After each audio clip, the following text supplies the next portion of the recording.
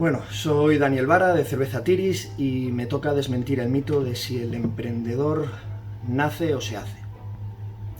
No me va a costar mucho porque estoy bastante convencido de que el emprendedor se hace.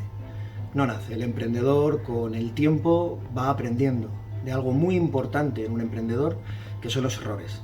Saber mejorar a sí mismo, mejorar las ideas, mejorar los proyectos, solo hay una manera de poder hacerlo, y es aprender de los errores, y para eso tienes que tropezar, volver a levantarte y volver a tropezar y volver a levantarte, así tantas veces como haga falta para que mejores tu idea y mejores tu manera de entender los conceptos, tu manera de poder emprender nuevas ideas y que se lleven al éxito.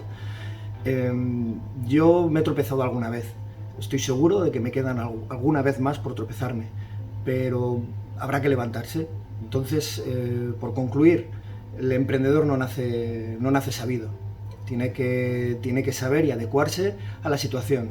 Tiene que ser consciente de que puede fallar una vez, pero eso no tiene que hacerle perder la partida. Tiene que volver a levantarse y seguir. Así que, sin duda, el emprendedor se hace.